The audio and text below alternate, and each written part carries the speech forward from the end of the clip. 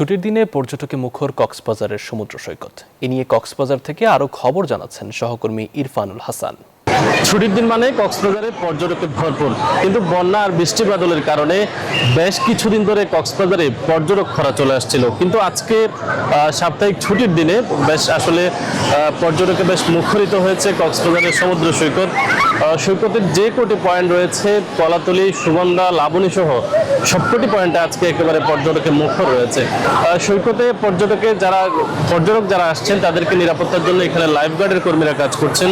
পাশাপাশি জেলা প্রশাসনের পক্ষ থেকে একটি টিম আমরা দেখতে পেয়েছি এবং ট্যুরিস্ট পুলিশের সদস্যরা এখানে কাজ করছেন। যেখানে লাইফ গার্ডের পতাকা চিহ্নিত এলাকা রয়েছে সেখান দিয়ে আসলে সাগরে গোসলে নেওয়ার জন্য বলা হয়েছে এবং পর্যটকদের যে আগমন সেটি অব্যাহত থাকলে বেশ কিছুদিন ধরে কক্সবাজারের পর্যটনের যে খরা চলছিল সেটি কাটিয়ে আবারও আসলে এখানে রূপ যৌবন ফিরে পাবে কক্সবাজারের পর্যটন, এমনটাই প্রত্যাশা করা হচ্ছে।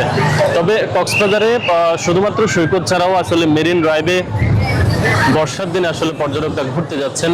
মেরিন ড্রাইভে যে বর্ষার সৌন্দর্য সেটি দেখার জন্য দেশের বিভিন্ন প্রান্ত থেকে পর্যটকরা ছুটে আসছেন। তবে কক্সবাজারে আগত পর্যটকদের নিরাপত্তায় জেলা প্রশাসনের পক্ষ থেকে বেশ কড়াকড়ি নজরদারি বৃদ্ধি করা হয়েছে। এ ছিল কক্সবাজার থেকে ছুটির দিনে সবশেষ খবরাখবর।